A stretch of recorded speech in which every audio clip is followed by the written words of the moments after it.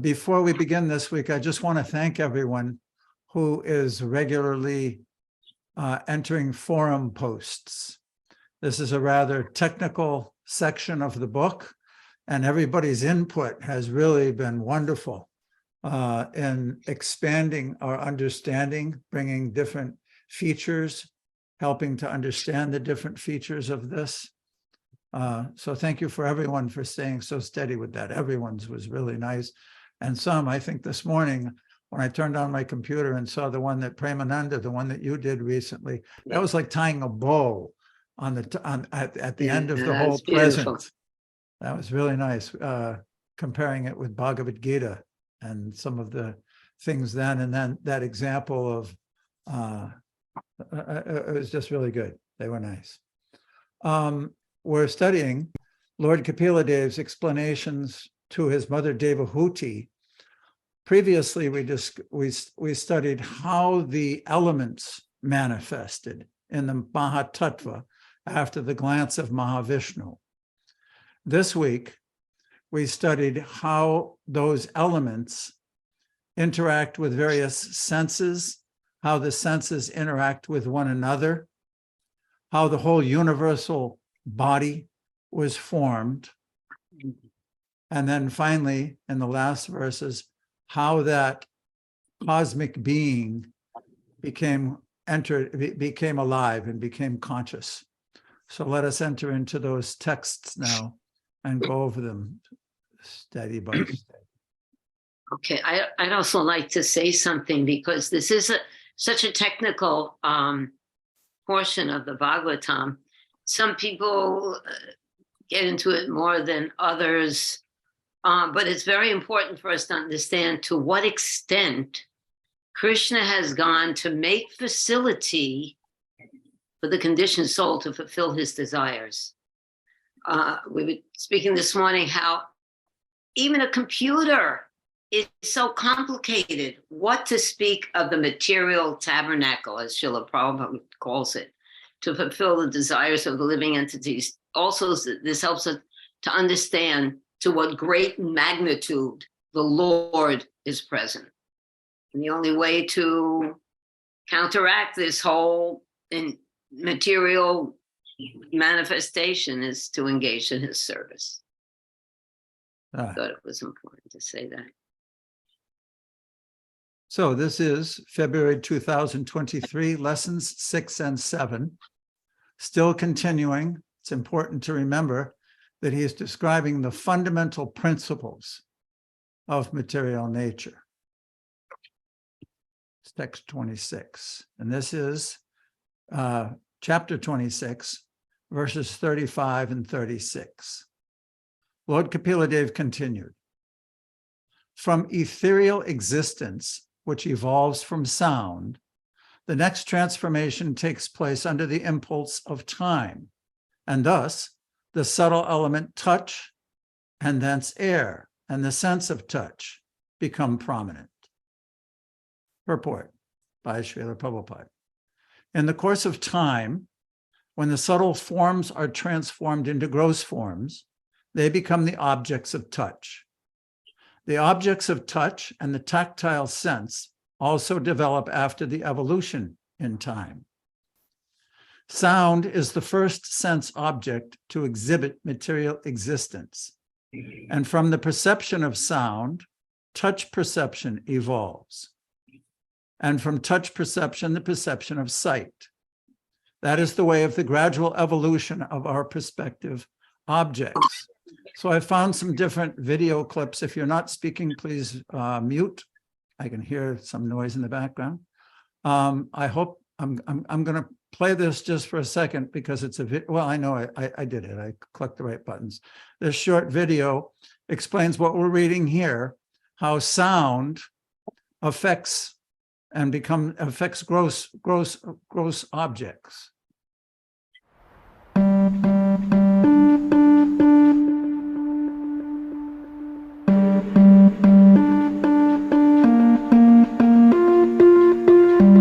The first experiment for the cymatics music video is called a Chladni plate.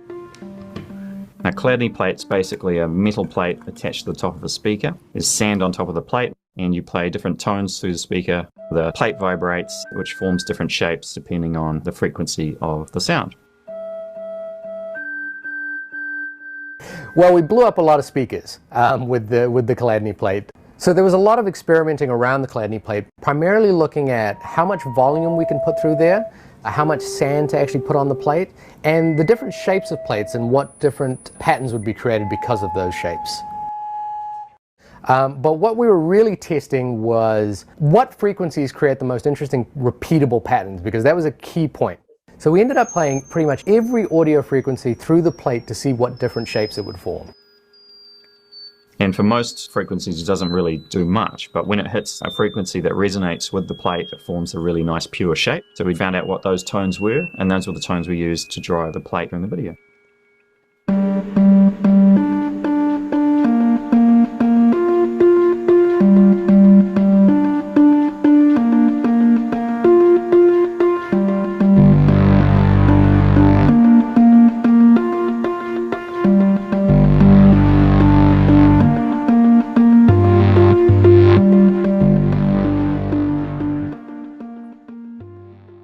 So that's just a brief manifestation or science experiment, which shows how sound affects matter, even the different frequencies with no vibration of meaning. There's no words, there's no definitions. It's just sound. So now we'll go on to the next one. Sama, who is ever next, please. You can unmute.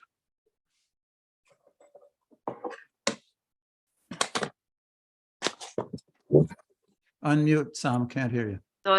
Okay, Sham Govinda. Would you like to read, Prabhu? Oh, okay. Thanks, Mother Samapriya. Srimad Bhagavatam 3, 26, 36 to 37.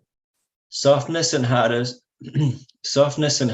and cold and heat are the distinguishing attributes of touch, which is characterized as a subtle form of air.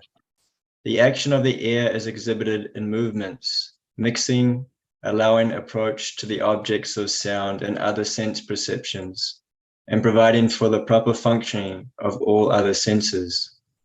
Purport. From the Ayurveda as well as from the Srimad Bhagavatam, it is clear that so many activities are going on internally and externally because of air alone. And as soon as there is some deficiency in the air circulation, these activities cannot take place. Here it is clearly stated, Nitritvam Dravya Sabda Yoho. Our sense of proprietorship over action is also due to the activity of the air. If the air circulation is stifled, we cannot approach a place after hearing. If someone calls us, we hear the sound because of the air circulation, and we approach that sound or the place from which the sound comes. It is clearly said in this verse that these are all movements of the air. The ability to detect odors is also due to the action of the air. Okay. Hati, could you explain this slide that you selected to put here? Well, this is a movie. I'm going to turn it on in a minute. Oh, I see. Okay, I didn't know what that was. Okay, do you have some? I found this pretty fascinating. It's clear that so many activities are going on internally and externally because of air alone. And that's what this will show. Even in air, there are subtle forms, just like we learned last week. Srila Prabhupada gave that example. Television images can be projected through ethereal space. And air, of course, is touch. So this experiment that I'll show now also includes, do you want me to put it on, or do you want Sham Govinda to say anything? Well, I think, Sham, why don't you watch this attentively and then you comment on both the purport and the movie.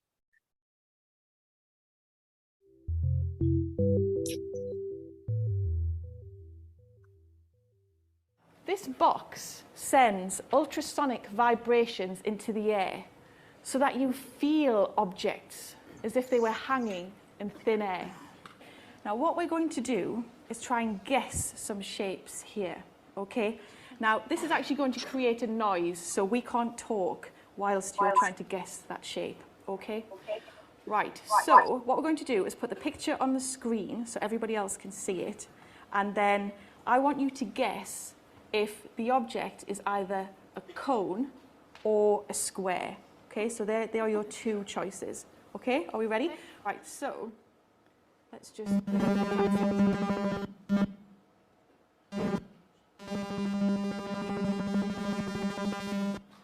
Is it a cone? Say that again. A cone. We think it's a cone. So can we see? Yeah, and that's what everybody else can see. It's a cone. Excellent. Well done. Well done.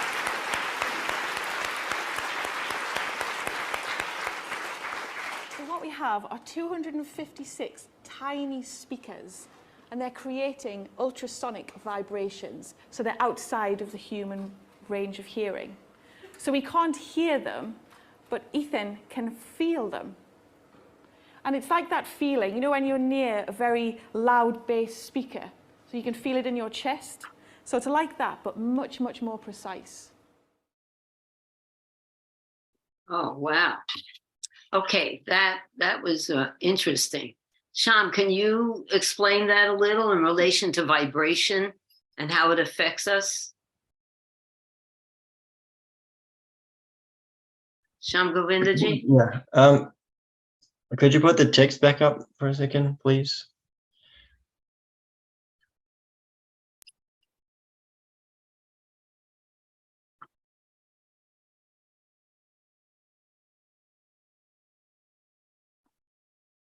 Actually, I don't know. Could I have some help from the other devotees? Okay, does anyone else want to say something to this, about this? Oh, Bhadra does. Bhadraji? Thank you, sir. Done with everybody. This, I want to discuss about the different characteristic of these elements: earth, water, fire, and ether. My understanding is air characteristics is moving, mixing, leading sense objects to senses, and giving life to senses. Back to the text part. So by the air, of course, we are affected by the air. It's like when we don't breathe, it's difficult to breathing in our own life. We have difficulty to breathe because the air is not circulating in the body. Then of course we are affected by that. So we are affected. Yeah, air is important. And so aroma is passing through from us. Whatever aroma is passing through, we are affected by that. If it's filthy, we are affected. If it's nice, we are happy with it. So of course the air is the important part in the body. It also says that half of the body is filled up with the water and something water is filled up with a food, half by the air, by the water, and another rest of by the air in the body also. Okay. Patti, you want to add to that and explain it further, please? Well, what's happening is that Lord Kapila Dev is explaining how things are manifesting from the subtle level to the gross. Like here it says softness and hardness, cold and heat are distinguishing attributes of touch, which is characterized as the subtle form of air. That's why I showed that particular video, because air and sound vibrated. There was no gross form, but that boy could feel the cone. So we often live on the very external sensual plane. That's where most people, most conditioned souls exist, very much interacting with everything. If you can't see it, it doesn't exist. And what does exist in our immediate sensual path is the reality that we're mostly engaged with. And then that expands to the family, it expands to the community, it expands to the neighborhood. And pretty much that's where everybody lives. Of course, we hear about other things like news and messages coming from other places, but our experience is from what happens with our senses. What's happening here is that Kapila Dev is opening our eyes to a whole world which exists beyond that, even in the material world. what to speak of the spiritual world, which is where the Another- ultimate focus is supposed to be. Right. Another good example, I think, is when we hear a car passing and there's some booming rap music or just very overwhelming harsh sound. It goes into you, and you experience one thing, and then if you hear some kirtan or something, then you experience another thing. And that's just through sound and vibration going inside of you. And of course, we know that the way to achieve knowledge is through sound, whether it's knowledge about material life or spiritual life. Spiritual life is awakened through sound, through what we hear. Actually, something came to me. Yes, John. If we just make it back to the previous slide, Dhruva Maharaj Prabhu, apologies. When I read the Sanskrit, I didn't read it very well, but Netritvam Dravya Shabda Yoho. Shabda is transcendental sound vibration. Good. How does that relate back to the verse? Which is characterized as a hopeful action of the end. Well, I think it would be another example that actually Prabhupada referred to a couple of weeks ago or last week, that knowledge is achieved through sound, spiritual and material. Pati, can you add to that? Unmute. Seems to me here that he's focusing more on air rather than sound. Our sense of proprietorship, here it is clearly stated, Netritvam Dravya Sabdayo. Our sense of proprietorship over action is also due to the activity of air. If the air circulation is stifled, we cannot approach a place after hearing, even if you hear about it. If your airs aren't working, the body has what, 9, 10 different kinds of airs within it. It's almost like a hydraulic system in itself. So there are so many different aspects of air within our body. If someone calls us, we hear the sound because of the air circulation. He's talking about how everything works together. And also again, what Vajra said, comment on what he got it. Sometimes if the air is not clean, or if there's a blockage, then sound will be disturbed. Is that? Well, then everything becomes disturbed. Right. Okay, is that all right? Shall we go on? This is not easy knowledge at this point.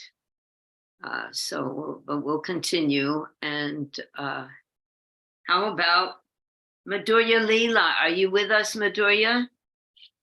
Let's see if she's going to read. Madhurya Ji? I'm here, thanks. Hare Krishna. Could Hi, you read? Okay. By interactions of the air and the sensations of touch, one receives different forms according to density. Destiny. Destiny. Oh, I'm sorry. It's too small for me to hear. By evolution of such forms, there is fire, and the eye sees different forms and color. My dear mother, the characteristics of form are understood by dimension, quality, and individuality.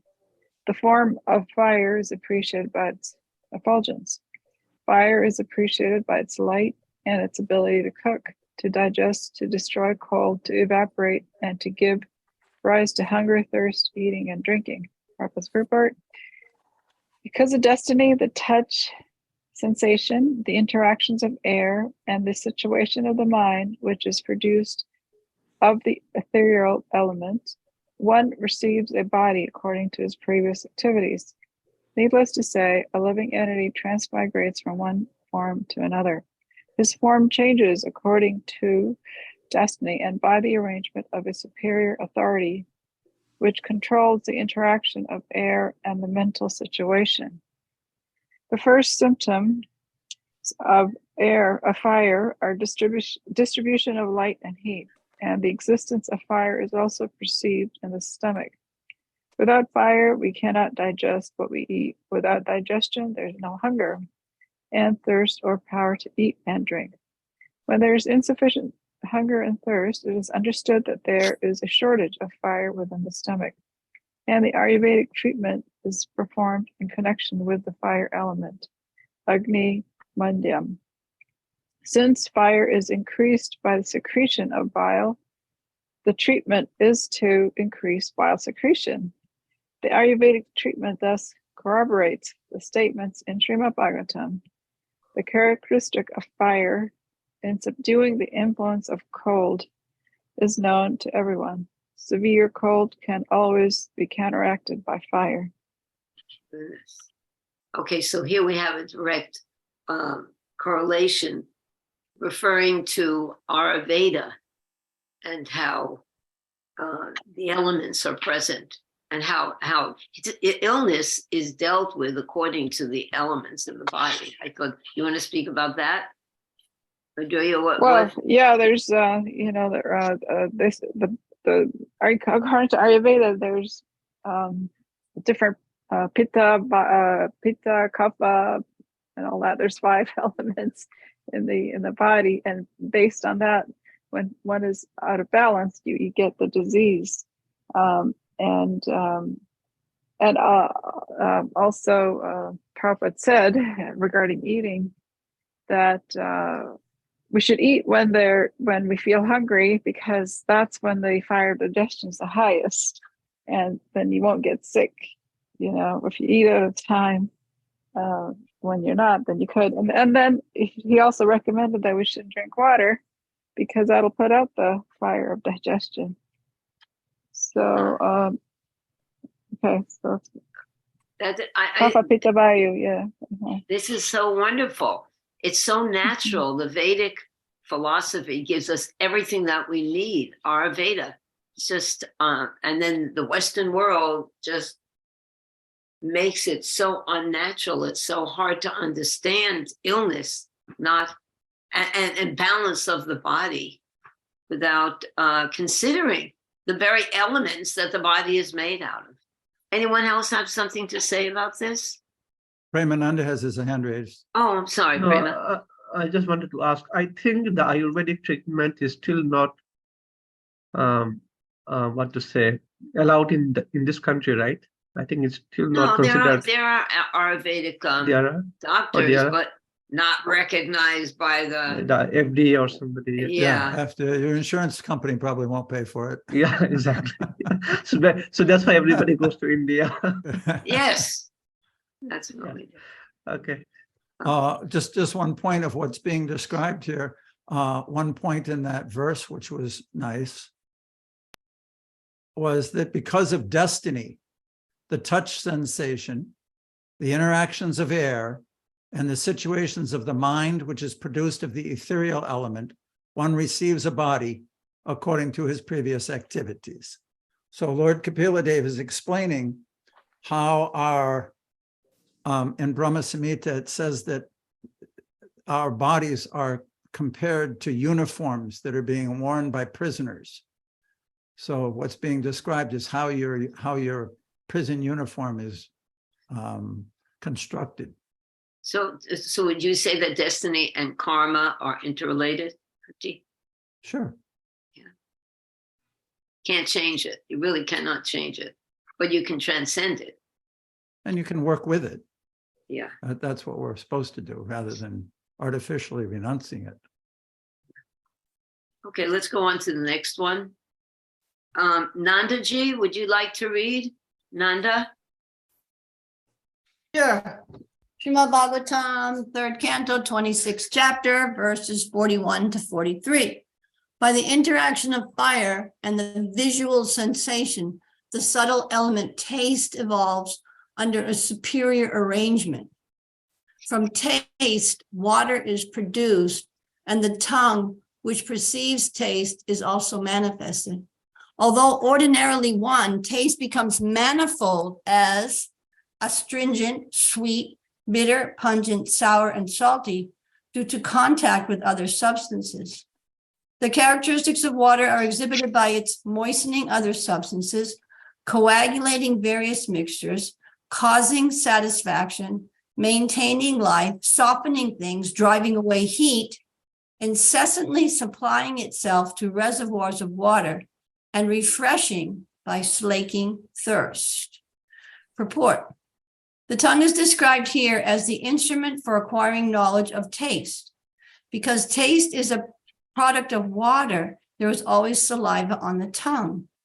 In the Vedas, it is also stated, apoamaya prana, life depends on water. With water, anything can be moistened or dampened. Flour dough can be prepared with a mixture of water. Mud is made by mixing earth with water. Okay, I think there's going to be a video, and then Nanda, if you can comment on these things. Okay. Video.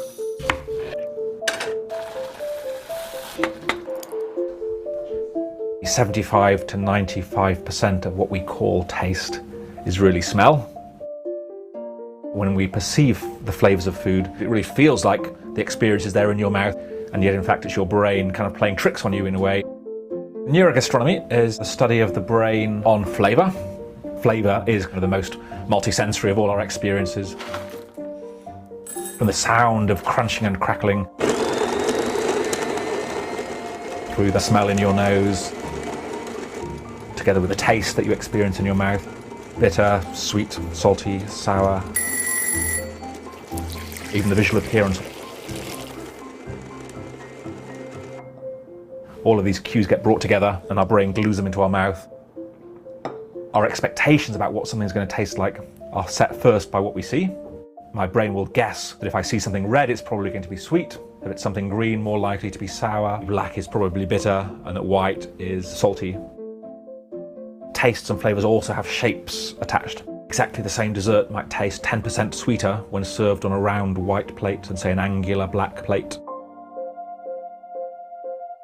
You might think of it as illusion, some might call it trickery, but can some of the insights be used in order to help to reduce the sugar, the salt, the fat, and create a sustainable food culture in the future?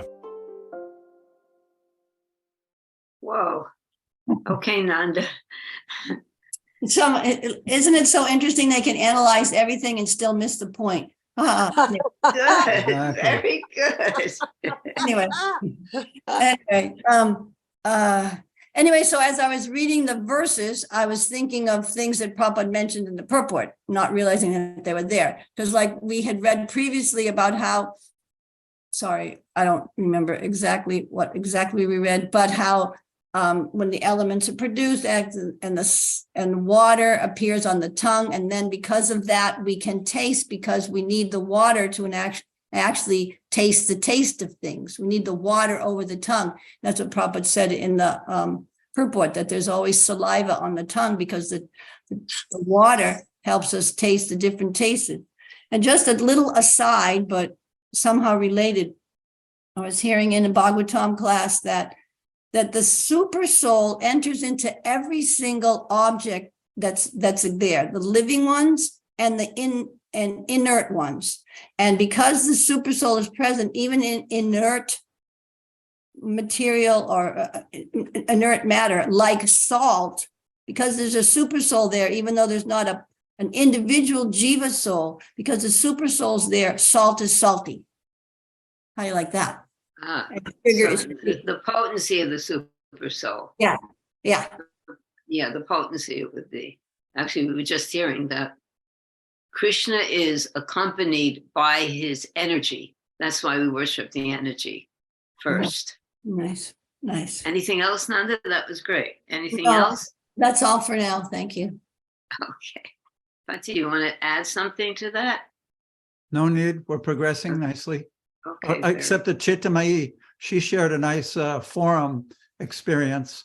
Why don't you expand on that a little bit, Cheta, about taking your kids to the Boston Museum of Science? Oh, yeah. Oh, yeah. Thank you. Good morning, everybody. Going to the Museum of Science, we see so many sensory interactions available. And like Nanda says, there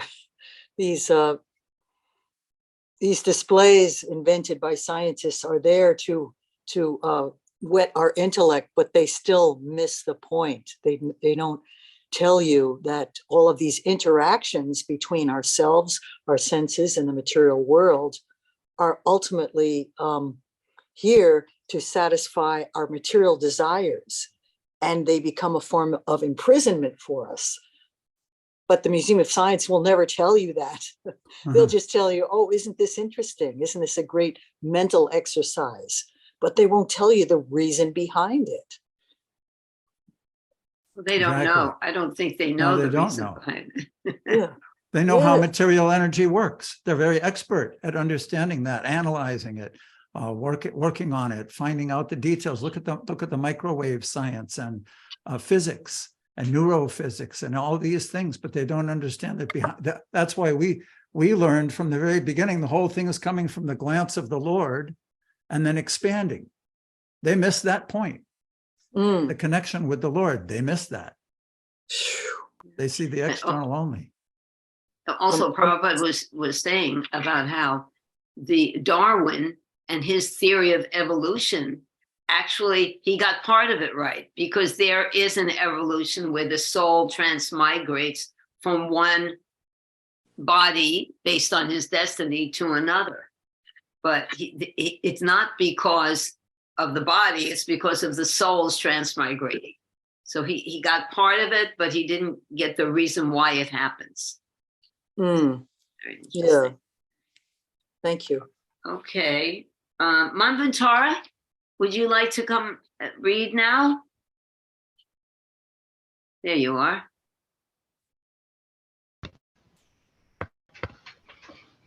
Text 44 and 45. Due to the interaction of water with the taste perception, the subtle element odor evolves under superior arrangement. Didn't we just read this? No. Okay. Thence the earth and the olfactory sense, by which we can variously experience the aroma of the earth, become manifest. Odor, although one, becomes many as mixed, offensive, fragrant, mild, strong, acidic, and so on, according to the proportions of associated substances. Purport. Mixed smell is sometimes perceived in foodstuffs prepared from various ingredients, such as vegetables mixed with different kinds of spices and asafoetida. Bad odors are perceived in filthy places. Good smells are perceived from camphor, menthol, and similar other products. Pungent smells are perceived from garlic and onions, and acidic smells are perceived from turmeric and similar sour substances. The original aroma is the odor emanating from the earth, and when it is mixed with different substances, this odor appears in different ways. So, Manvantara, I think that you recognize that there are different characteristics to odor, just as there are different characteristics to taste. And that was what I think seemed familiar to you. Is that, can you relate to that? You said it best, I think. Yeah. In the same kind of analyzation of the elements is being used. Mm-hmm. Does anyone do you want to say anything more about this verse? And purport? No, not really. Thank you, though. Okay. Anyone else? Patu, you have something to add to this? No, we're just progressively developing. He's very happy that we're moving along. Okay. Well, also in a couple of slides, there'll be room for discussion because it shows it visually what's been being spoken. Okay. Okay, Tisha, would you like to read, Tisha? Yes, thank you. Hare Krishna. Hare Krishna. Verse 46. The characteristics of the functions of earth can be perceived by modeling forms of the Supreme Brahman, by constructing places of residence, by preparing pots to contain water, etc. In other words, the earth is the place of sustenance for all elements. Purport by Srila Prabhupada. Different elements such as sound, sky, air, fire, and water can be perceived in the earth. Another feature of the earth, especially mentioned here, is that earth can manifest different forms of the Supreme Personality of Godhead. By this statement of Kapila's, it is confirmed that the Supreme Personality of Godhead, Brahman, has innumerable forms which are described in the scriptures. By manipulation of earth and its products, such as stone, wood, and jewels, these forms of the Supreme Lord can be present before our eyes.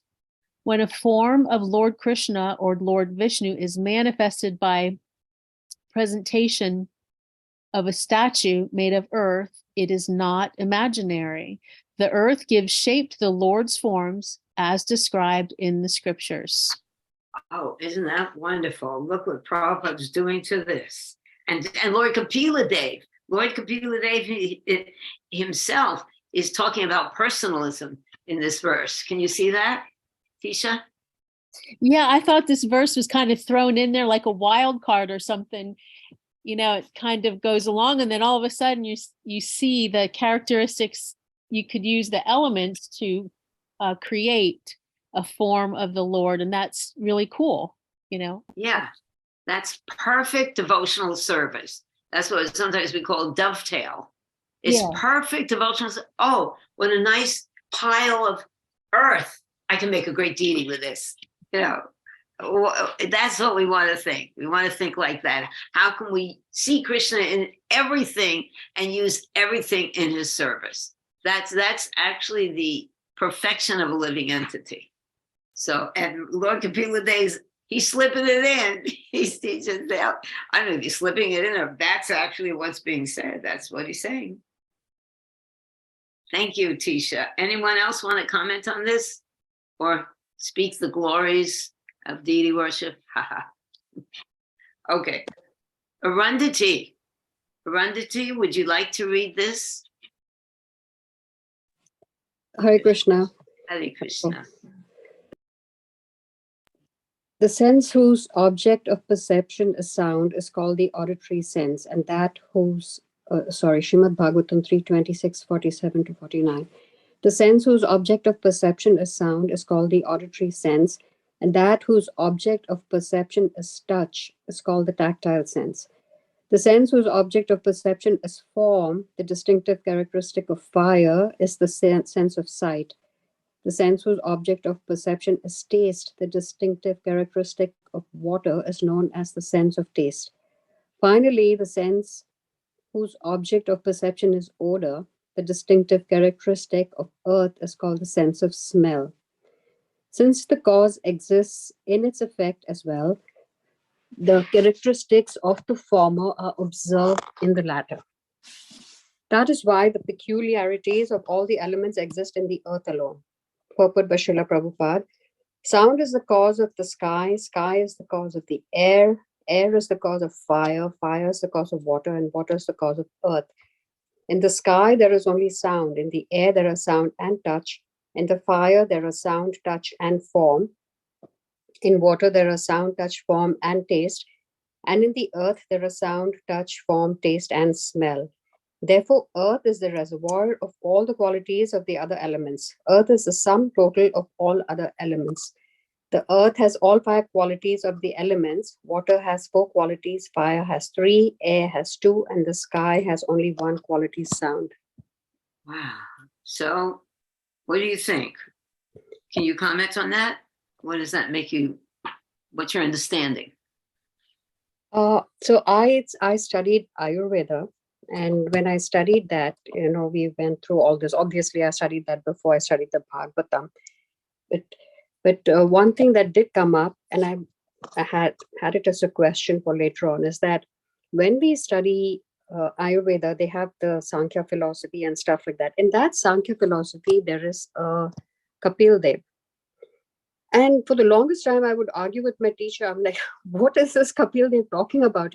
He just talks about elements. He doesn't relate it to the super soul. What kind of, and then of course that argument never got anywhere. And then, so my question is basically, the Sankhya philosophy, Ayurveda is a Vedic science, and this is Bhakti Yoga. So we have Kapil Dev over there who's expounding the Sankhya philosophy, and we have the spiritual Sankhya philosophy over here. So I was like, why would Krishna do something like that, cause confusion? I mean, we already know why we have the Shankaracharya doing what he does. So my thought was, is that one of the reasons that we have two kinds of Kapil Devs, one propounding just Sankhya philosophy without any spirituality, and this one here in the Bhagavatam?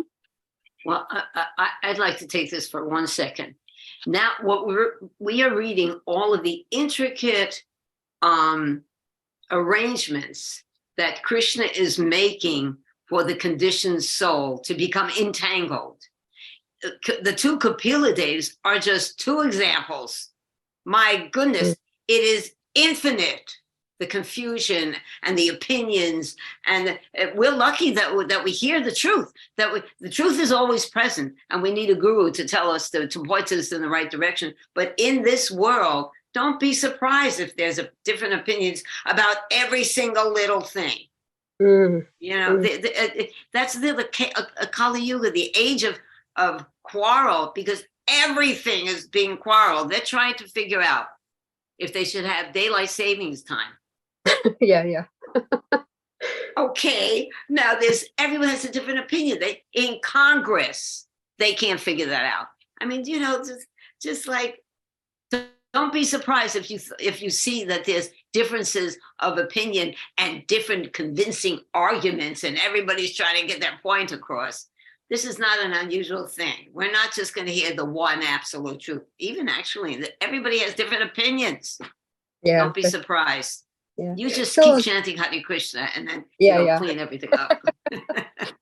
Yeah. No, but right? first that it's also a Vedic science. So I was like, and then again, the thought of Shankaracharya comes to mind, and you say, okay, Shankaracharya himself came, Lord Shiva came to cause confusion. So there's Kapil Dev, the Sankhya philosophy, it's way down. So yeah, thank you for that explanation. Thank you. I think studying this section of the Bhagavatam is also causing some confusion, but it's wonderful because we're seeing how intricately involved this whole material world is, and there's no way out except, who can answer? Except. Chaita, can you answer that? Service. Devotional service, beginning with hearing and chanting. Yeah, okay. Beginning with hearing and chanting. And hearing is the first element through which we attain knowledge.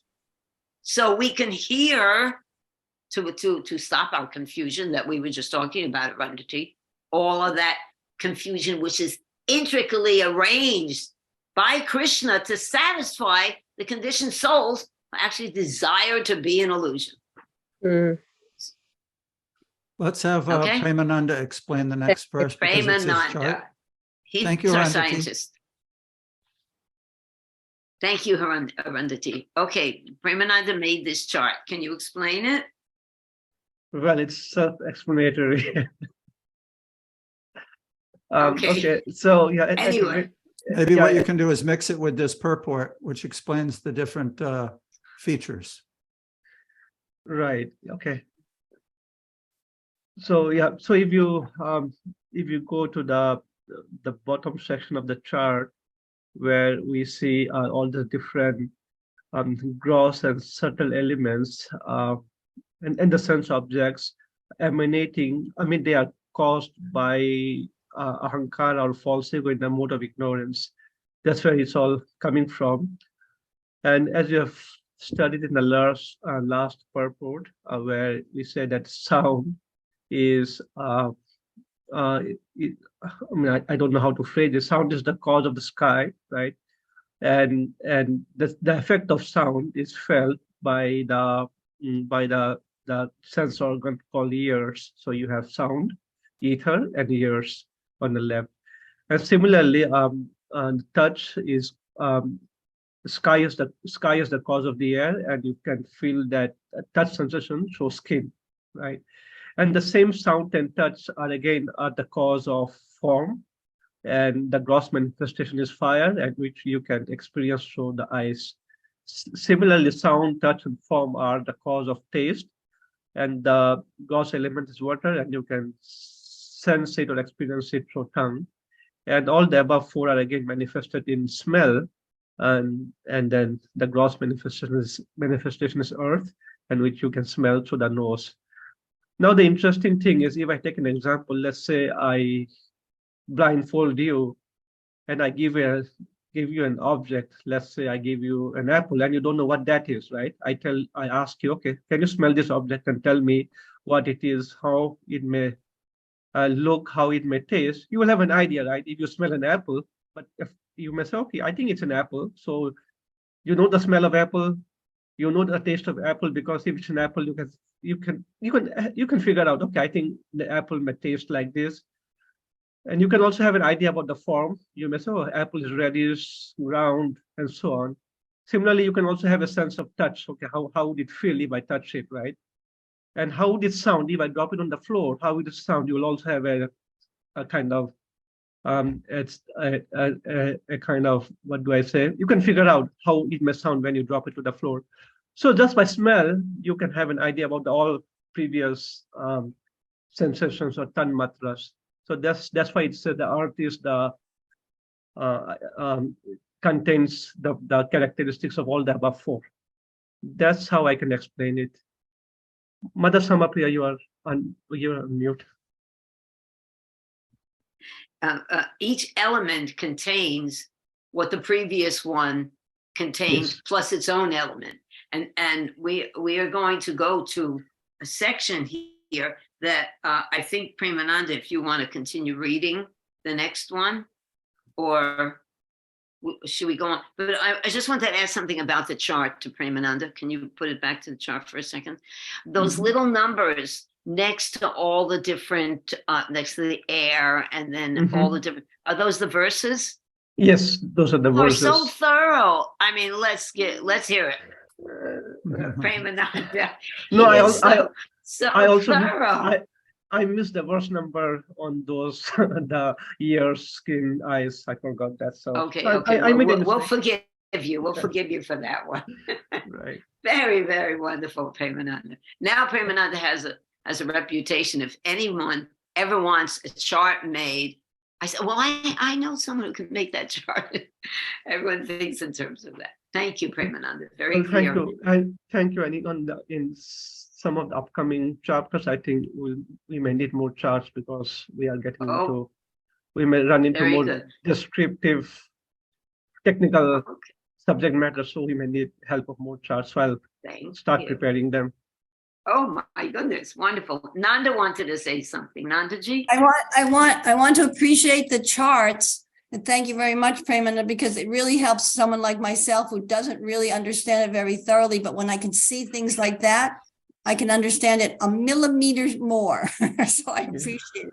And also, I was wondering, is it possible, Dhruva Maharaj Prabhu, like you sent us a chart through the other days, was it through email? But I don't know how to access only the chart. I know this is superfluous to this conversation, but how I can access the chart, and I could put it in my whatever folders for future reference. Yeah, I can send it to you. Thanks. Okay. Thank you. Hare Krishna. Yep. Ian also had something to say. Ian, would you like to say something? Can you send it to all of us, please? Yes, he's definitely going to send it to all of us. Pati, you're going to send it to everyone, right? Yep. Yeah. And we'll make that a standard, so everybody gets the charts. Ian wanted to say something. Ian, you want to say something? You got your hand raised. But we can't hear you. But we can't hear you. You might have walked away for a minute. All right, well, we're going to go on, and when he comes back, then we can hear what he has to say. Is that all right, Ian? This next section actually segues to the Chaitanya Charitamrita. And there's two reasons that I included it. One is that it helps us understand how learning about the fundamentals of material nature can also be used in understanding rasa and relationships between the devotees and Krishna. And also by hearing about the rasa and understanding the features there may help clarify how the elements work. So I don't know. Krishna makes a plan, and everything fits into the plan. He's a great scientist. One more time. Ian, are you with us? Okay. Premananda, you want to read? Yes, sure. Thank you, Hare Krishna. Talks between Lord Chaitanya and Ramananda Rai. CC Madhya 883 through 87. It is true that whatever relationship a particular devotee has with the Lord is the best for him. Still, when we study all the different methods from a neutral position, we can understand that there are higher and lower degrees of love. Increasing love is experienced in various states, one above another. But that love, which has the highest taste in the gradual succession of desires, manifests itself in the form of conjugal love. There is a gradual order of improvement in transcendental mellows from the initial ones to the later ones. In each subsequent mellow, the qualities of the previous mellows are manifested, counting from 2, then 3, and up to the point of 5 complete qualities. As the qualities increase, so the taste also increases in each and every mellow. Therefore, the qualities found in Santa Rasa, Dasya Rasa, Sakya Rasa, and Vatsalya Rasa are all manifested in conjugal love, Madhurya Rasa. The qualities in the material elements, sky, air, fire, water, and earth, increase one after another by a gradual process of 1, 2, and 3. At the last stage, in the element earth, all 5 qualities are completely visible. Okay, so since you made the chart. Let's continue with the purport. Oh, okay, continue with the purport. Okay, purport by Srila Prabhupada. To explain the topmost quality of conjugal love, Srila Krishnadas Kaviraj Goswami gives the example of the material elements, sky, air, fire, water, and earth. In the sky, space, there is the quality of sound. Similarly, in air, there are the qualities of sound and touch. In fire, there are 3 qualities, sound, touch, and form. In water, there are 4 qualities, sound, touch, form, and taste. Finally, in earth, there are all 5 qualities, sound, touch, form, taste, and also smell. Now one can see that the quality of the sky is in all, namely in air, fire, water, and earth. In earth, we can find all the qualities of material nature.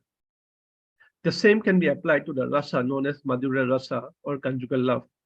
In conjugal love, there are the qualities of neutrality, servitorship, fraternity, and parental affection, as well as those of conjugal love itself. The conclusion is that through conjugal love, the Lord is completely satisfied. Jai. Okay, and why is that? Why is the Lord completely satisfied? Because it has all the different, I would say, aspects of love. It's complete, I would say, offering our love to him. It has friendship, it has vatsalya, parental love, it has conjugal love, everything. So that's why it's the highest form of love. Yeah, very And I also remember that I also created a similar chart for this section during CC. Okay. Dhruva Prabhu, do you remember? I think I created Yes, one. I think it was in our Chaitanya Charitamrita meeting. Yeah, for the same section. Well, you got to bring that up and then post it so that everyone can see it. Yeah, sure. I have to find it where it is. So it has been a long time we studied CC together. Yeah. Very good. Okay. Anyone else, Patti, you want to add to this? No, if there's any questions, now's the time to ask, because at this point, Lord Kapila is going to transform. He's explained now about all the elements, the different senses, how all these things are manifest in the Mahatattva, but yet they're not actually manifested in the bodies that they will be connected to yet. Now, at this point, the texts will start to change into the description of one universe. But we should understand that the same principles in this one universe are the same in all of them. But if there are any questions about the elements, about the creation, about what Kapila has discussed thus far, anybody can ask. Otherwise, what we'll do is progress on now to the next section. Okay. Okay. Kate, would you like to read? I think there is a question. Bhadra Prabhu has a question. Bhadra. Okay, Bhadra, what's your question, Prabhu? Dhruv Maharaj, Prabhu, I'm sorry but can you explain a little bit about this conjugal? Because how the parental affection, how is involved in the conjugal? How what, Prabhu? There is a you had the Chaitanya Charitamrita subject, and I was not attending that. So can you little bit, is it time to explain little bit about this conjugal has all the four? Sure. And it's parental. Okay. How is that come? Okay, just as, let's see, this, Put it back to the CC. no, I'm going to put it to this one. Ether has only one feature. Air has the two features. Fire has all three features, 4 and 5. So similarly, what's being described here is that in conjugal love, there's also service, which is dasya rasa. There's friendship in conjugal love, which is sakya rasa. There's a little bit of parental in the sense that a lover is always watching out for the protection and betterment of the beloved. So there's some vatsalya element, and there's also an intimacy of love that doesn't exist in those previous three when in the exchanges between in conjugal love between a married couple. You missed the Sakya Ras. I said friendship. There's Oh, you did. friendship. There's dasya rasa, sakya rasa, vatsalya rasa, and madhurya rasa in madhurya rasa. The example is being given that way because those elements, which are also in the other relationships, are also included in conjugal love with the added feature of intimacy in conjugal relationship, just like all the different characteristics and features of the elements are there, but smell isn't there. Smell isn't there in ether. It's not there in water. It's not there in fire. It's not there in air. But when it mixes with the earth, when the earth has all of them, of course, we don't have pure air because there is fragrance in the air. But if you get pure oxygen or pure air, there's no scent to it, just like pure water has its own taste. But when you mix it with other things, so we're always coming in contact with mixes. But I hope that explains. Badra, does that explain why the conjugal love is being used as this example? Okay, Yeah. As long as that's clear. Okay. I don't want to. Vimananda? Thank you, Yeah, Badra and Aditi. Yes, I wanted to kind of give an example of that, the different 5 rasas. A good example is Lord Balaram. He is serving Lord Krishna in conjugal love as Ananga Manjari, right? And so that's conjugal love.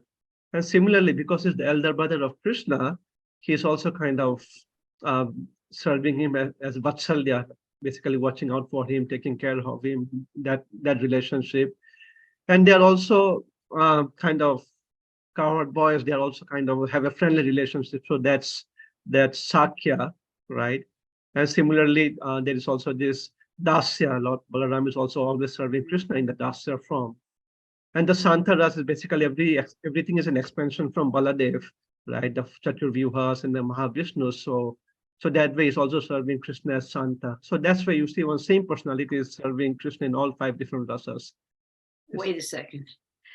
Ananga Manjari is an incarnation of Lord Balaram. Is that what you're saying? That's what. Oh yes. And where did you get that reference?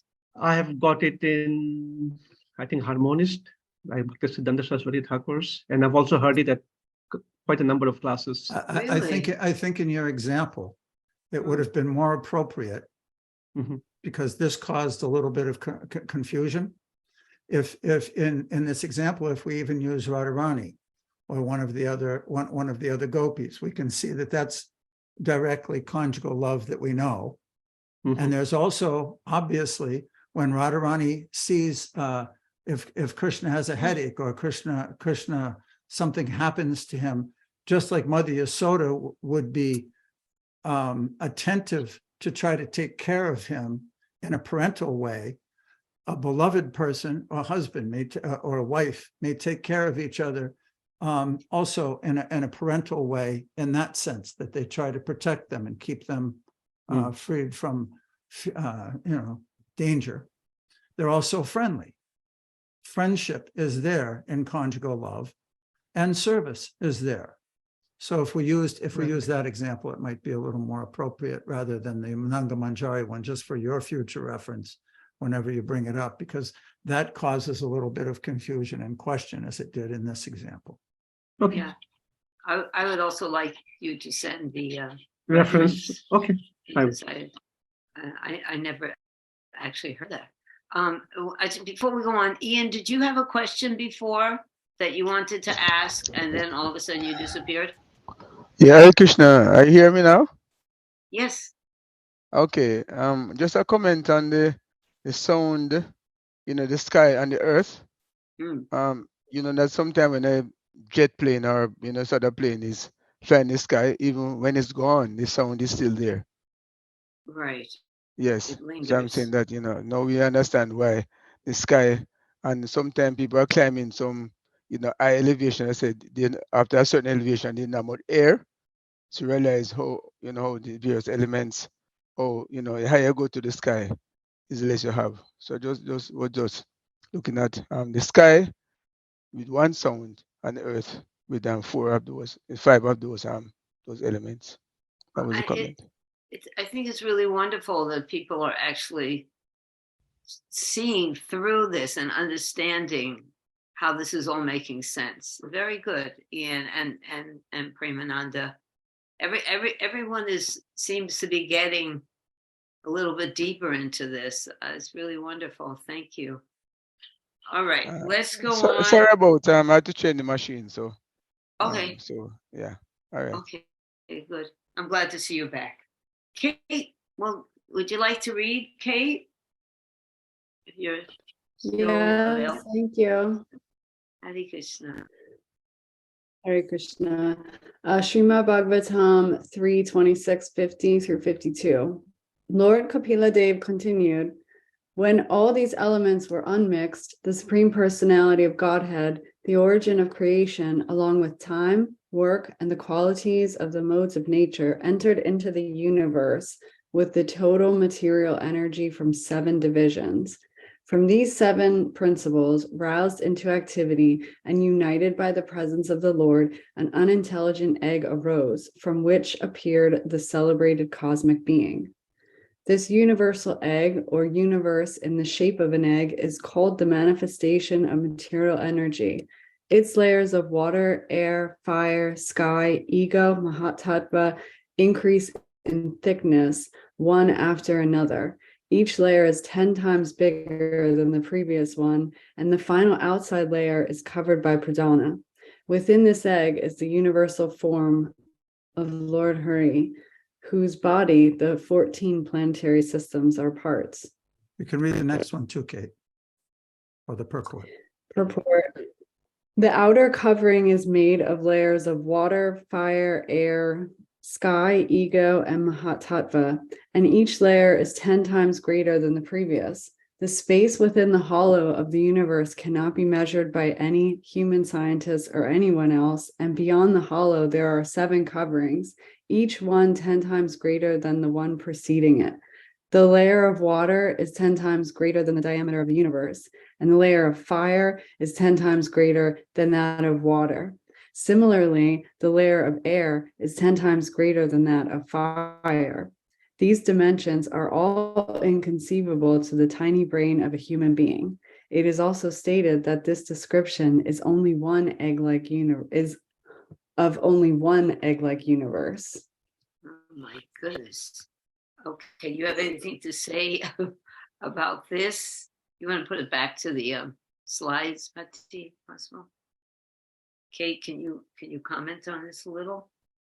Boy, are we really we're packed in there. Yeah, I'm actually wish I had a chart, or I could, if I could see the picture bigger on my screen of what is the actual visualization of this concept, because just reading it and hearing it, it doesn't seem like it's enough for my tiny brain. But it All right, is. well, we'll get Premananda on that one too. Premananda, you have a lot of requests for charts now. But there's Nandaji. Well, I just wanted to point out that as we're making progress in devotional service, sometimes we get a little discouraged when we see how difficult it is to conquer over false ego, or how oh, there it goes, nice and large. Thank you, Dhruva Prabhu. How false ego permeates everything that we do. But now if we remember that in relation to this verse and the concept of every layer is 10 times thicker than the previous one, by the time you get to the false ego there, it's huge. So no wonder it's hard to conquer over the false ego, is all I want to say. Hare Krishna. Well, that's in terms of material calculation. Somehow or another, we got the benediction, No, Tom, it's not, I mean, okay, it's material. That's describing the material elements, but it's also in proportion to how big the false ego is, that we have to go, you're right. And in the other processes of yoga, the spirit soul has to go through every single layer. Unfortunately, we have the elevator, but they have to go through every single layer in order to get even just to what, Brahman realization. Sheesh. This is Shankya philosophy. This is to show us what and actually Prabhupada says in one purport at the end of this little review that this is to help us to become detached from the material world. This understanding. It's amazing. I just wanted to tell Kate that this chart that you're seeing now is available on Google. So if you just Google it, it also is being sold as posters, huge posters. Yeah, one of the points, let's, rather than looking at the big picture and kind of getting confused because there's so many details, what's going on now is actually Lord Kapila Dev continued. He's changing topics now and going into a description how all these elements that were in the entire Mahatattva are now manifesting egg-like universes everywhere. And then when we get to one universe, you can see the other universes outside it. And he's just, so from now on, for the next several texts, what's being described is how this one universe is developing, just like a child in the womb starts to develop a body even before consciousness enters. That's what's happening now. That's why it continues to say that this cosmic being was not aroused. All the different features are there until the final end of the chapter where it's described what aroused him. So with that understanding, let's continue and follow the flow. Shukshma Rupini. Shukshma Ji, are you there? Let me see, she was here. Shukshma. Shukshma Rupini, would you like to read? I might have to come back to Shukshma. Okay, Bhadraji, why don't you read? I will just read it, but don't ask for the comment because this is all technical to me. Okay.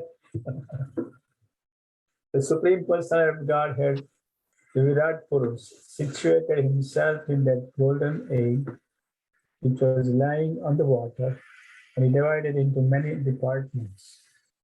First of all, a mouth appeared in him, and then came forth the organ of speech. And with it the god of fire, the deity who presides over that organ. Then a pair of nostrils appeared, and in them appeared the olfactory sense, as well as prana, the vital air, purport. The appearance of different bodily parts of the Lord's universal form, and the appearance of the presiding deities of those bodily parts is being described. As in the womb of a mother, a child gradually grows different bodily parts, so in the universal womb, the universal form, the Lord gives rise to the creation of various paraphernalia. Now the next several verses, it says here all the way up to 68. So from 52, 53 to 68, there's a development of this universal form of the Lord. I didn't get into all the different details, but you can see here in this nice painting, all the different deities. You know how it says the demigods are considered the limbs of the Lord? That's what's described so nicely here, and all these different features. He has a whole management of entities that come in. Premananda, maybe you can explain your chart that you made of these descriptions from these verses. Well, we haven't gone to those verses yet, right? I think we are. I'm not including them because it's so detailed, and I knew for a review it would be too detailed to read all those different verses. But this is a nice overview of all those different descriptions, of the description of the universal form, which we've studied previously quite in detail, if you remember. Bhagavad Gita, second canto, third canto. Okay, so this is showing the various, I would say, limbs of the Virat Rupa, the universal form of the Lord. And remember, we are talking about Sankhya philosophy, and there are could be lots of people who are still not very, I would say, familiar with the personal form of the Lord. So that's why Lord Kapila Dev is giving this Virat Rupa description of the Lord and how we can visualize him having this different gross and subtle sense organs in him, and who are the different demigods controlling those senses. So, and it gives a very, I would say, sequential explanation of how these senses manifest. The first one is a mouth, and from mouth, the organ of speech gets manifested, and the demigod controlling that particular sense organ is fire god. Next, it talks about nostrils. From nostrils, we get the olfactory sense and the vital air, prana, that sustains our body. And the sense devata is wind god. Next comes the eyes. Here again, he's talking about the Virat Rupa universal form of the Lord, that you can visualize his eyes. And from his eyes manifests the sense of sight, and is controlled by the sun god. Then his ears become manifest, and the subtle sense organ is auditory sense, and the sense devata is big devatas. Next, his skin, hair, mustache, and beard becomes manifest, and they represent the tactile sense of touch. And the demigods, there's no particular demigod name. Srila Prabhupada writes in the purport that the demigods are ones who control the production of herbs and medicinal drugs, right? Next, the genitals get manifested. From genitals, we get the semen, and the controlling deity is deity of waters. And next, the anus gets manifested. From anus, we get the subtle sense organ of defecation, and the sense devata is death. And then sequentially, we have the hands, which gives us the power of grasping and dropping things. The demigod is Indra. Then comes the legs. From the legs, we get the process of movement, and the sense devata. Wait, stop for a second. I just want to mention that Indra, who is the demigod in charge of the hands, he is the Kshatriya, he's the king of heaven. So you can see how that also is in a line with this whole system. Right? He is a protector, the Kshatriya, the hands, the arms, protector. Go on. Okay, yeah, thank you. That's a good point. And then comes the legs. From legs, we get the process of movement, and the controlling deity is Vishnu. Next comes the veins in his body, and the subtle sense organ is blood, and the controlling deities are the rivers. Next comes the abdomen, from which we get the feelings of hunger and thirst. The controlling deity is ocean. And finally, the heart of the Virat Rupa gets manifested, from which we get mind, intelligence, false ego, and consciousness. And the respective or corresponding controlling deities are the moon, Lord Brahma, Lord Shiva, and Lord Vasudeva, who is basically controlling the consciousness. So that's how the different gross sense organs in Virat Rupa gets manifested. And from those gross organs, we get our own subtle sense organs controlled by the respective demigods. So that's basically summarizes the various limbs of the Virat Rupa. Excellent. Thank you, Prabhu. Thank you very much. So, okay, so now that the universal body is manifest, the text goes on to the next. Like I say, I didn't detail that, but with Premananda's descriptions, that's very much helpful. Thank you. Okay. Let's go on with Shukshma Rupini reading. Shukshma, would you like to read? There you are. Unmute. Okay. Okay, Srimad Bhagavatam, Canto 3, 26, 69 through 71. Brahma also entered his heart with intelligence, but even then the cosmic being could not be prevailed upon to get up. Lord Rudra also entered his heart with the ego, but even then the cosmic being did not stir. However, when the inner controller, the deity presiding over consciousness, entered the heart with reason, at that very moment, the cosmic being arose from the causal waters. When a man is sleeping, all his material assets, namely the vital energy, the senses for recording knowledge, the senses for working, the mind, and the intelligence cannot arouse him. He can be aroused only when the super soul helps him. Purport. The relationship between the Virat Purush and the presiding deities or the living entities is so intricate that simply by exercising the sense organs, which are related to their presiding deities, the Virat Purusha cannot be aroused. It is not possible to arouse the Virat Purusha or to link with the supreme absolute personality of God by material activities. Only by devotional service and detachment can one perform the process of linking with the absolute. That's cool. That's cool. Well, Okay. the conclusion is what we need to know. Only by devotional service and detachment can one perform the process of waking up the absolute, getting his attention. You know, Consciousness. When the super soul entered, that was consciousness, cannot be aroused. He can be aroused only by the super when the super soul helps. Really? Yeah, it reminds me of don't try to see God, act in such a way that God will see you, that he will respond, to get his attention. So that would be what that last sentence is really. That's how we recognize God. That's how we can be noticed by the Supreme Lord. But we're talking now also about the cosmic being, and he was aroused when the super, is that in the next verse, Patsy? The super soul here, he enters and then he with consciousness and then he becomes aroused.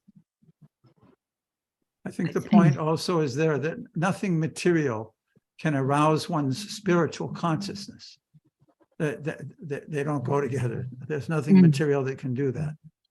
And you said it, Shukshma, the last sentence. Read that one more time. Only by devotional service and detachment can one perform the process of linking with the absolute. So devotional service and detachment. Detachment is a big one. All right. Now we have two more people who didn't read. Ian and Chaita. So Chaita, why don't you read this and then at least say the last paragraph for Ian? Is that Hare right? Krishna. Thank you. Will do, Mataji. Srimad Bhagavatam 3:26-72. Therefore, through devotion, detachment, and advancement in spiritual knowledge acquired through concentrated devotional service, one should contemplate that super soul as present in this very body, although simultaneously apart from it. Purport. The purpose of Sankhya is to detach oneself from material contamination. This can be achieved simply by devotional service to the Supreme Personality of Godhead. When one is detached from the attraction of material prosperity, that is so wonderful. I have to read that again. When one is detached from the attraction of material prosperity, he can actually concentrate his mind upon the supersoul. As long as the mind is distracted towards the material, there is no possibility of concentrating one's mind and intelligence upon the Supreme Personality of Godhead or his partial representation, Supersoul. In other words, one cannot concentrate one's mind and energy upon the Supreme unless one is detached from the material world. Following detachment from the material world, one can actually attain transcendental knowledge of the absolute truth. As long as one is engaged in sense enjoyment or material enjoyment, it is not possible to understand the absolute truth. All right, now I want you to comment upon this very powerful purport. Okay, so so much of this study is moving forward, and looking at the material and what is concrete, what is reality. But here the emphasis is saying, okay, now you understand how this big machine works. Now you need to let the whole thing go. And we're able to let it go because we realize that it's keeping us in an unsatisfactory state. Okay, but basically, how do we let it go? How do we attach ourselves to Krishna, and to know that he is the reality that we're moving towards. Right, We devotional understand, service. yeah, we understand the machine, but we're not captured by it. We're not so fascinated by it. So the real fascination needs to be with our most beloved Lord Shri Krishna and Radharani. And by meditating on them over and over and over again, we can let go of this horrific situation that we're in. Hare Krishna. Very, very good. Thank you. Before we go on with Ian reading, could you put it back to the next slide, the previous slide? This is what I was referring to. Shukshma, are you there still? Because this is what I was referring to. However, when the inner controller, the deity presiding over consciousness, entered the heart with reason, at that very moment, the cosmic being arose from the causal waters. So that consciousness, when the super soul himself entered the cosmic being, that's when it became manifest. He became alive. He started to stir. See? And then it continues speaking about how the super soul within us in the next verse and purport, the super soul is within us here. Therefore, through devotion, detachment, and advancement in spiritual knowledge acquired through concentrated devotional service, one should contemplate the super soul as present in this very body, although simultaneously separate and apart from it. So that is a wonderful meditation to realize that the Lord is within our hearts. That is a very wonderful meditation to understand. So in other words, we're not alone here. We haven't been abandoned. No, good. Yeah, we're not alone. The Krishna's with us every step of the way, even into a body of a pig. But here we are trying to become devotees. So how do we connect with him? How do we connect with him? You can answer that, Chaita. How do we connect with the super soul in our hearts? You have to unmute, sweetie. Sorry, couldn't push the button. He's always inside of us, and we connect with him through chanting the holy name. Chanting the holy name and engaging in devotional service, hearing and chanting, hearing these amazing topics, and they don't change with time. They just get deeper and richer, and the more we become we embrace them, the more we can let go of all the other nonsense information that we're getting. Good. Nonsense information and nonsense attachment. See, because the verse itself said through detachment, right? Very good. Arundhati, could you hold that so we can finish this purport? I'm going to ask you to speak in a moment, sweetie, but I wanted Ian to just finish the purport. Thank you, Chaita. Ian? Okay. So continuing in the Srimad Bhagavatam, first canto, it is stated that one becomes joyful by discharging devotional service. In that joyful attitude, one can understand the science of God or Krishna consciousness. Otherwise, it is not possible. The analytical study of the elements of matter and nature and the concentration of the mind upon the supersoul are the sum and substance of the Sankhya philosophical system. The perfection of this Sankhya yoga culminates in devotional service unto the absolute truth. Wow. Actually, I have something else from Premananda. I think I got it on my email, and if I put that up, it'll be nice to also read that. Yeah, okay. You read this now. Ian, where should he read, Pati? I'm finding it. It's so sweet. Right here, this one. Only the ignorant? Okay. Yeah. Yeah, I was just going to talk about, yeah. So only the ignorant speak of devotional service, karma yoga, as being different from the analytical study of the material world, Sankhya. Those who are actually learned say that he who applies himself and to one of these parts achieves the results of both. One who knows that the position reached by means of analytical study can also be attained by devotional service, and who therefore sees analytical study and the devotional service to be on the same level, sees things as they are. So how do you explain that?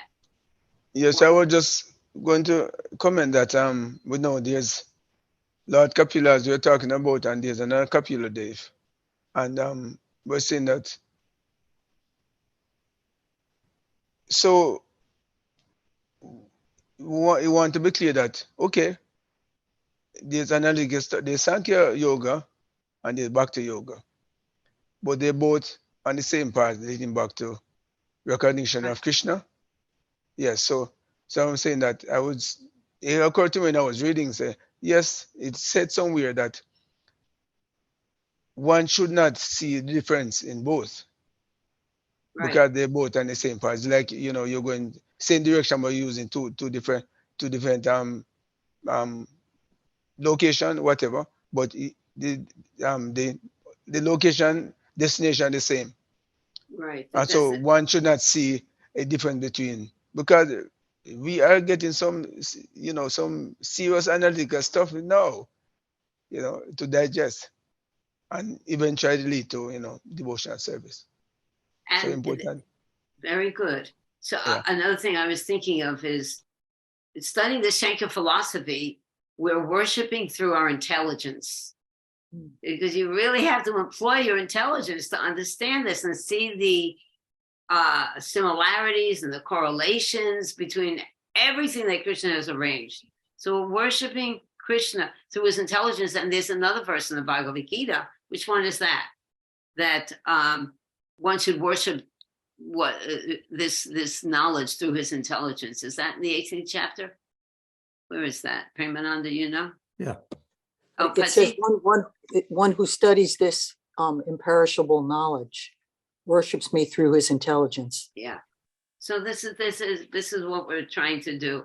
Worship Krishna. We have our intelligence. We can employ it in so many different ways. So if we're using it to employ it in ultimately achieving the platform of devotional service, then even if we don't understand everything that is being said, if that's the outcome, then we're doing all right. Just want to make one little recap so that we understand, because we're at the end of a chapter here. Thus ends the Bhaktivedanta purports of the third canto, 26th chapter of the Srimad Bhagavatam, entitled fundamental principles of material nature. So now Kapila Dev has completed his explanations right from the very beginning of the unmanifested material nature called Pradhan to its manifestation of Prakriti and the different universes, right? That's where we are now. He's completed that entire description.